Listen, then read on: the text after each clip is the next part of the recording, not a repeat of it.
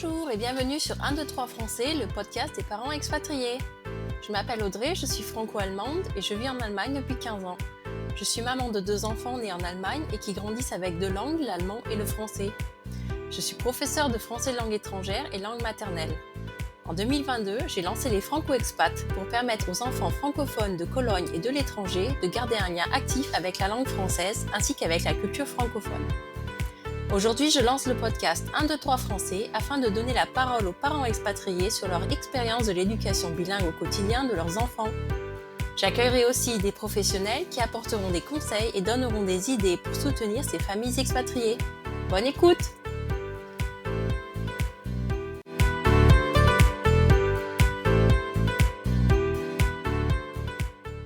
Bonjour, aujourd'hui on se retrouve pour un épisode un petit peu festif. On va rentrer doucement mais sûrement dans les festivités de Noël. On va préparer Noël avec toute sa magie et tout ce bonheur des familles et des enfants notamment qui attendent avec grande impatience les cadeaux. Et donc aujourd'hui, on va parler cadeaux justement.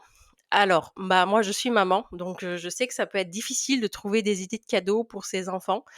Et quand on est parent expatrié, on peut avoir le souhait d'allier cadeau et puis maintien du français, tant qu'à faire. Trouver des idées originales qui vont plaire aux enfants et qui vont participer donc à ce qu'ils parlent français, à ce qu'ils découvrent la culture de France ou de votre pays francophone. Et bien sûr qu'ils y prennent plaisir. Alors, je vais vous présenter différents cadeaux. Je vais faire par âge, comme ça, ce sera un peu plus simple pour tout le monde. Et on va commencer donc avec les tout petits, donc de 0 à 5 ans.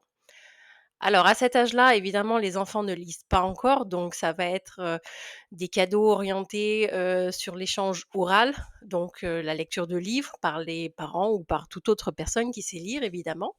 Ça passe aussi par la musique, les chansons, les comptines et cetera et voilà, donc il y a beaucoup d'idées de cadeaux autour, de ces, 2, moyens de communication. Donc les livres, évidemment, on ne les présente pas. Il y en a de toutes sortes, pour tous les goûts, sur tous les thèmes.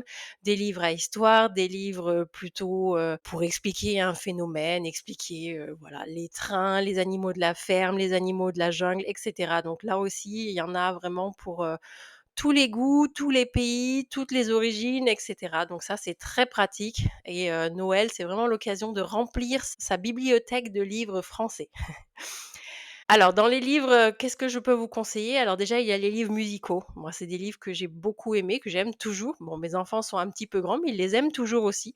Donc les livres musicaux, c'est très simple, ce sont des petits livres avec des petites puces et quand on appuie sur la petite puce, il y a une chanson, une musique qui est jouée ou une histoire aussi, il y a des livres à histoire.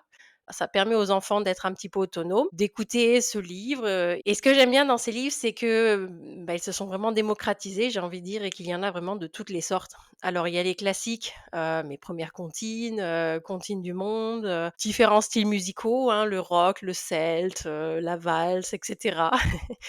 La musique classique évidemment aussi. Et quelque chose que j'aime bien, c'est qu'il y en a de plus en plus qui sont dédiés, à des artistes et notamment donc des artistes francophones. Donc il y a les classiques, hein, Claude François, Johnny Hallyday, Céline Dion, les époques varient aussi donc vous devriez trouver, un de vos chanteurs préférés. Peut-être pas tous parce qu'évidemment ils ne sont pas tous représentés, mais voilà, il y a une grande variété qui est faite et c'est donc l'occasion pour les enfants, d'entendre chanter en français, mais aussi de découvrir un petit peu la culture, francophone, de découvrir donc un artiste, des chansons qui vont, peut-être ensuite passer à la radio ou dans des soirées ou que sais-je et donc voilà, développer la culture francophone de votre enfant. Alors dans les livres, c'est très, très difficile de citer un ou même plusieurs livres parce qu'il y en a énormément. Il y a un petit peu aussi, il y a les séries qui sont bien et les enfants s'attachent à un petit personnage donc les plus connus, ça va être Petit Loup et Choupi, moi à la maison, c'était Bébé Koala. Ce qui est bien avec ces petits héros, on va dire, c'est bon, le côté déjà très mignon. Ce sont des enfants, donc ils font des bêtises, ils sont tristes, ils ont peur du noir et cetera et donc il y a énormément de petits livres, avec ces petits héros qui abordent tous les sujets de la vie quotidienne. Donc voilà, donc comme j'ai dit, il est triste, il a peur du noir, mais il y a aussi, il fête, Noël, il fête Pâques, il part en vacances, il va chez papi mamie, il s'est cassé le bras, il a perdu une dent et cetera. Il va sur le pot, c'est un livre qui est très apprécié généralement à une certaine période. Donc ces livres vont vous permettre de pouvoir aborder différents sujets du quotidien et l'intérêt, c'est donc d'aborder le vocabulaire du quotidien, donc de pouvoir varier un petit peu, les mots que vous employez. Et enfin, il y a, depuis, quelques années, ces boîtes à histoires qui sont très appréciées. Donc, il y a notamment la Luni, je ne sais pas comment on prononce, qui est très appréciée en France. Donc qui est une boîte à histoires, l'enfant choisit en fait, les personnages, le lieu et l'histoire qu'il veut écouter et la boîte crée cette histoire. Donc, il est actif dans la création de cette histoire. Mais il y a aussi, par exemple, elle est très développée en Allemagne et je sais que ça arrive de plus en plus ailleurs et qu'il y a beaucoup de petits personnages français, c'est la Tony Box. Donc pareil, c'est une box, en gros Bluetooth et vous achetez des petits personnages et voilà, il y a des histoires, il y a des chansons et donc ça permet à l'enfant d'écouter, des histoires et des chansons en français. C'est en fait, la prolongation des CD. Les CD sont toujours là aussi évidemment, bien sûr, ça peut s'acheter, il y en a peut-être de moins en moins. Mais voilà, c'est une idée aussi pour les enfants à cet âge-là. Ce qui est intéressant aussi avec la Tony Box, c'est que les enfants sont indépendants rapidement. C'est-à-dire que dès, 2 ans, ils peuvent eux-mêmes choisir quelle histoire ils veulent écouter et ce sont des box qui ont vraiment été pensées pour les enfants et que les enfants peuvent facilement manipuler. Alors on va passer aux enfants un peu plus grands, les enfants de 6 à 9 ans environ. Alors à cet âge-là, eh bien, ils commencent à lire et à écrire évidemment. Ils aiment s'exprimer, ils aiment créer aussi. Et à cet âge-là, notamment, ce qui va être faisable, c'est aussi faisable avant puisque ça existe aussi pour les plus petits, mais c'est notamment les abonnements aux magazines jeunesse. Il y a J'aime lire, Je commence à lire, enfin plein, plein, plein. Il y a tous les magazines en fait, hein, que vous pouvez trouver. Comme je vous le dis, ça existe aussi pour les plus petits, hein. Donc là aussi encore, il y en a, pour tous les goûts, hein. Il y a pour apprendre à lire, mais il y a aussi des magazines consacrés à l'histoire, consacrés, plutôt aux animaux, à la biologie de la terre, ou, un peu à l'actualité pour les un peu plus grandes. Si vous en avez l'occasion, quand vous allez en France, regardez un peu ce qui se fait et voyez avec votre enfant ce qui lui plaît et comme ça vous pourrez éventuellement savoir quel abonnement pourrait lui convenir. Et ce qui est intéressant, c'est que maintenant ces magazines sont aussi livrés à l'étranger et évidemment, c'est un très gros avantage puisque ça amène, du matériel francophone à la maison. Ensuite, les jeux de société incontournables, hein, à cet âge-là. Tous les jeux de société, en gros, peuvent être utilisés pour parler français. Ça peut être intéressant de les acheter en français pour avoir les cartes, par exemple, en français. Je pense, au Monopoly. Voilà, comme ça, vous avez déjà les cartes en français. Il y a peut-être pas forcément besoin de faire une traduction. Mais après, tous les jeux de société s'adaptent, on peut les jouer en français. Ensuite, pour le côté créatif, une idée qui peut se faire, ça peut être dire: on enregistre une histoire ensemble. Donc, avec votre enfant, vous imaginez une histoire, vous l'enregistrez. Ça peut être aussi un cadeau que vous faites, vous, à une autre personne de la famille, aux grands-parents, par exemple. Ensuite, on passe aux cadeaux donc pour les pré-ados et ados, donc de 10 à 15 ans. Alors évidemment, là, c'est tout un autre univers parce qu'ils veulent être souvent tranquilles, ils n'ont plus trop envie d'entendre parler des parents. Ou ils commencent, ils sont plus, intéressés par leurs copains, la télé, éventuellement le téléphone quand ils en ont un. Mais on peut quand même trouver des idées pour, les, convaincre de continuer à garder un lien avec le français. Alors à cet âge-là, notamment, ce qu'ils aiment bien, c'est lire des BD. Donc, bah, là, à nouveau, il y a toutes sortes de BD en français qui existent. Donc, en fonction de ses goûts, vous trouverez, forcément, il y a les BD humoristiques, mais il y a beaucoup de BD, et ça, je trouve ça aussi très intéressant. Il y a beaucoup de BD, soit qui parlent de l'histoire, bah, de France ou du coup de votre pays francophone, soit, qui vont traiter, voilà, qui vont aborder des personnalités, qui vont parler de différents points culturels, en fait et ça peut être aussi intéressant justement, ben, pour allier à nouveau, pratique du français et culture.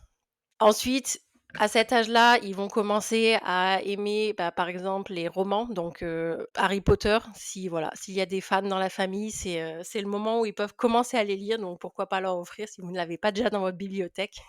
Et sinon, à cet âge-là, et ben, ce qu'ils aiment bien, c'est écouter, des chansons ou voir des podcasts pour certains ou regarder des films. Donc l'idée d'un abonnement pour Spotify, par exemple, ou Netflix. Une petite idée sympa qui peut se faire, pour Noël ou de manière générale, c'est, de créer une playlist en français pour toute la famille. Donc, de dire que voilà, chacun ajoute, les chansons, en français qu'il aime bien, qu'il préfère ou qui le font rire, voilà, et cetera.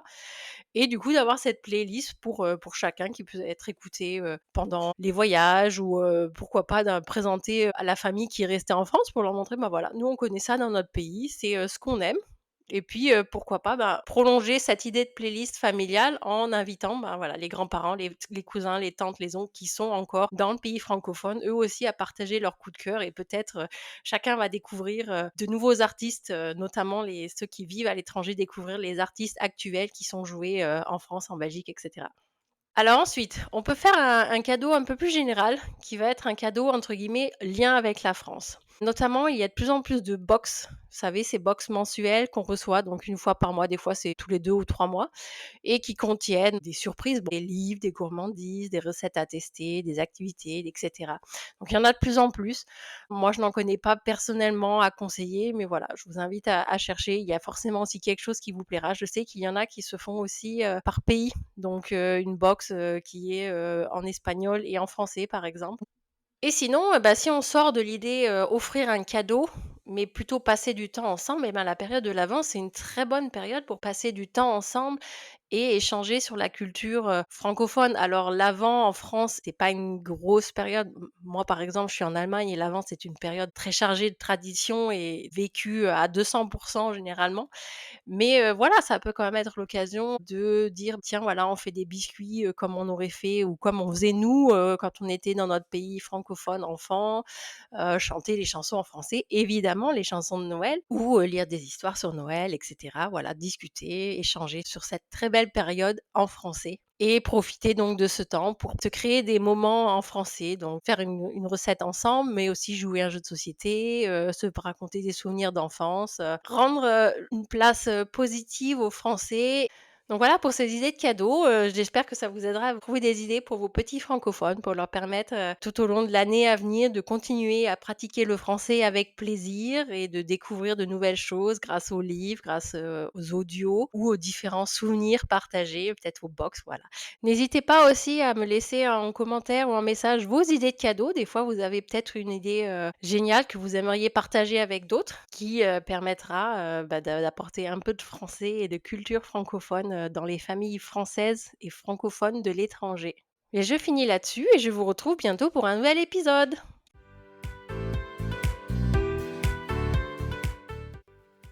J'espère que cet épisode vous a plu et je vous donne rendez-vous bientôt pour un nouvel épisode. N'hésitez pas à me partager en commentaire vos impressions et vos questions. À bientôt!